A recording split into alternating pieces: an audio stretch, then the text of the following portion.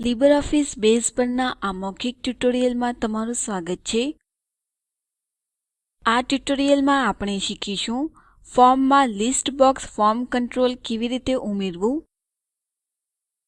આગળના છેલ્લા ટ્યુટોરીયલમાં આપણે લીબરઓફિસ બેઝની મદદથી ફોર્મ કેવી રીતે સુધારવું તે શીખ્યા. આપણે આ ફોર્મની ઈમેજ પણ જોઈ હતી કે જે આપણે છેલ્લા ટ્યુટોરીયલમાં બનાવેલ અને સુધારેલ હતી.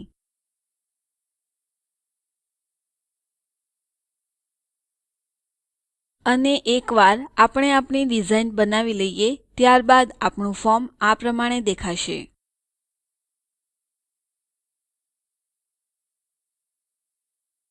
અહીં નોંધ લો, આપણે બુક ઇશ્યુડ કોષ્ટકનો પ્રથમ રેકોર્ડ જોઈ રહ્યા છીએ અને આપણે બુક ઇડ અને મેમ્બર ઇડ ના બદલે વાસ્તવિક બુક ટાઇટલ્સ અને મેમ્બર નેમ્સ પણ લિસ્ટ બોક્સમાં જોઈ રહ્યા છીએ. અહીં રેકોર્ડ સંગ્રહ કરવો, ફેરફાર કરવા વગેરે જેવી ક્રિયાઓ કરવા માટે તળિયે પુશ બટનો આપેલા છે. તેથી આ ટ્યુટોરીયલમાં આપણે શીખીશું આપણા ફોર્મમાં લિસ્ટ બોક્સ ફોર્મ કંટ્રોલ કેવી રીતે ઉમેરવું. ચાલો પ્રથમ લીબરઓફિસ બેઝ પ્રોગ્રામ જો પહેલેથી ખોલેલો ન હોય તો તે ચાલુ કરીએ.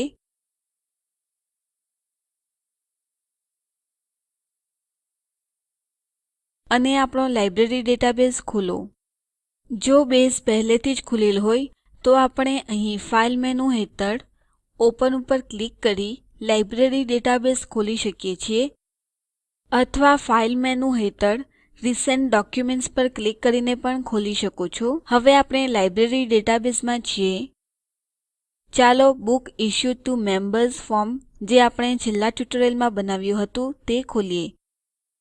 આ કરવા માટે ચાલો ડાબી તકતી પર ફોર્મ્સ ચિહ્ન પર ક્લિક કરીએ અને જમણી તકતી પર books issued to members form પર જમણું ક્લિક કરીએ અને પછી એડિટ પર ક્લિક કરો. આપણે હમણાં ફોર્મ ડિઝાઇન વિન્ડોમાં છીએ. ચાલો પ્રથમ બુક ટાઇટલ લેબલને જોઈએ. નોંધ લો કે લખાણ બોક્સ અહીં માત્ર બુક ઇડ નંબરો જે આપણા માટે સરળ નથી તે પ્રદર્શિત કરશે. આપણા માટે પુસ્તક શીર્ષકો સરળ છે અને તેથી આ શીર્ષક પ્રદર્શિત કરવા માટે બેઝ કેટલાક માર્ગો પૂરા પાડે છે અને એક રીત છે લિસ્ટ બોક્સ ફોર્મ કંટ્રોલ વાપરીને.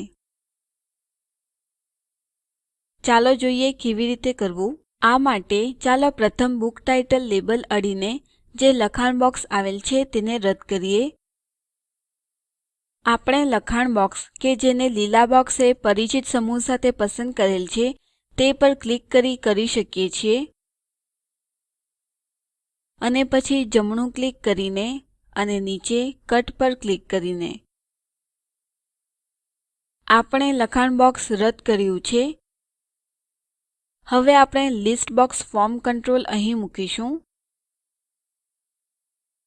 આ ફોર્મ કંટ્રોલ ટૂલબારમાં વાપરી શકાય છે. આપણે તેને વ્યૂ મેનુ વાપરીને અને ફોર્મ કંટ્રોલો પર ક્લિક કરીને લાવી શકીએ છીએ. નોંધ લો કે બેઝ આપણને ઘણા ફોર્મ કંટ્રોલો પૂરા પાડે છે. ચાલો ટૂલટીપ વાંચવા માટે આપણે આ ચિહ્ન પર આપણું કર્સર નિર્દેશ કરીએ.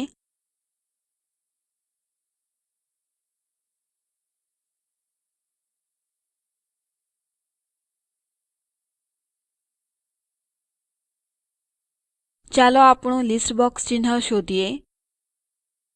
તે ત્યાં છે. ચાલો આ ચિહ્ન પર માત્ર એક વખત ક્લિક કરીએ અને ફોર્મમાં માઉસ પોઇન્ટર ખસેડીએ. નોંધ લો કે પાતળા સરવાળા પ્રતીક સાથે બદલાઈ ગયેલ છે. હવે આપણે ફોર્મ પર લિસ્ટ બોક્સ ફોર્મ કંટ્રોલ દોરી શકીએ છીએ. આ માટે આપણે ફક્ત ક્લિક કરીશું અને ખેંચીને આપણા ફોર્મ પર મૂકીશું. ચાલો તેને પહેલા આપણે લખાણ બોક્સ રદ કર્યું હતું ત્યાં મૂકીએ. નોંધ લો કે ફોર્મ ડિઝાઇન વિન્ડો પર લિસ્ટ બોક્સ વિઝાર્ડ નામનું નવું વિઝાર્ડ ખોલવામાં આવ્યું છે. હવે આ વિઝાર્ડ આપણને લિસ્ટ બોક્સને બુક ટાઇટલ લેબલ સાથે જોડવા માટે મદદ કરશે. ચાલો જોઈએ કેવી રીતે. આ વિઝાર્ડમાં ચાલો પ્રથમ એ કોષ્ટક પસંદ કરીએ જ્યાંથી આપણે બુક ટાઇટલ મેળવી શકીએ. આપણે યાદીમાંથી બુક્સ કોષ્ટક પસંદ કરીશું અને નેક્સ્ટ બટન પર ક્લિક કરીશું. હવે આ વિન્ડોમાં આપણે એક ક્ષેત્ર પસંદ કરવાની જરૂર છે કે જે લિસ્ટ બોક્સમાં પ્રદર્શિત થશે. અને આપણે જાણીએ છીએ કે આ ટાઇટલ ક્ષેત્ર પુસ્તક શીર્ષકો સંગ્રહ કરે છે. તેથી ચાલો આગળના પગલા પર જઈએ. આ અંતિમ વિન્ડો છે જ્યાં આપણે કંઈક અદ્ભુત કરીશું. આપણે સંબંધિત કોષ્ટકો અને ક્ષેત્રોને સાથે જોડીશું. ક્ષેત્ર નામો પર જુઓ. ડાબી બાજુ પર fields in the value table A book issued કોષ્ટકમાં ક્ષેત્રો છે. અને જમણી બાજુ પર fields in the list table A books કોષ્ટકમાં ક્ષેત્રો છે. આપણે એ પણ જાણીએ છીએ કે બુક ઇડ એ બુક કોષ્ટકનું મુખ્ય ક્ષેત્ર છે અને તે બુક ઇશ્યુડ કોષ્ટક અંદર રજૂ થાય છે. તેથી આપણે ડાબી બાજુની લિસ્ટ પર બુક ઇડ જે field from the value table કહે છે તે પર ક્લિક કરીશું. આગળ આપણે જમણી બાજુની લિસ્ટ પર બુક ઇડ જે field from the list table કહે છે તે પર ક્લિક કરીશું. આ વિઝાર્ડ બંધ કરવા માટે ફિનિશ બટન પર ક્લિક કરો. ત્યાં આપણે સંબંધિત કોષ્ટકો અને ક્ષેત્રો સાથે જોડાયેલ છીએ. હવે બેઝ આપોઆપ આ લિસ્ટ બોક્સમાં બધા બુક ટાઇટલ પ્રદર્શિત કરશે. ચાલો હવે ફોર્મ સંગ્રહીએ અને આ વિન્ડો બંધ કરીએ. બેઝ ટ્યુટોરીયલના આગળના ભાગમાં આપણે ફોર્મને રન કરવા માટે બાકીના ફોર્મ કંટ્રોલો ઉમેરીશું. અને આપણું ફોર્મ આ પ્રમાણે દેખાશે જ્યારે આપણે સમાપ્ત કરીશું. અહીં અસાઇનમેન્ટ છે. મેમ્બર ઇડ ના બદલે મેમ્બર નેમ્સ ની યાદી બતાવવા માટે બીજો લિસ્ટ બોક્સ ઉમેરો. લિસ્ટ બોક્સના સ્થાન માટે હમણાં ચિંતા ન કરવું. ફક્ત તેમને મેમ્બર નેમ લેબલ સામે ડાબી તરફ બનાવો. આપણે આપણા આગળના ટ્યુટોરીયલમાં તેને મેમ્બર નેમ લેબલ આગળ યોગ્ય રીતે સ્થાનાંતરિત કરીશું.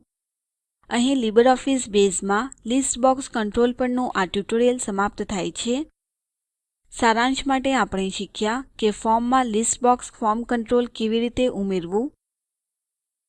મૌખિક ટ્યુટોરીયલ યોજના એ ટોક ટુ અ ટીચર યોજનાનો ભાગ છે જે આઇસીટી એમએચઆરડી ભારત સરકાર દ્વારા શિક્ષણ પર નેશનલ મિશન દ્વારા આધારભૂત છે. આ યોજના spoken-tutorial.org દ્વારા સંકલન થાય છે. આ ઉપર વધુ માહિતી spoken-tutorial.org/nmeict-intro ઉપર ઉપલબ્ધ છે. આઈઆઈટી બોમ્બે તરફથી ભાષાંતર અને રેકોર્ડિંગ કરનાર હું કૃપાલી પરમાર વિદાય લઉં છું. જોડાવા બદલ આભાર.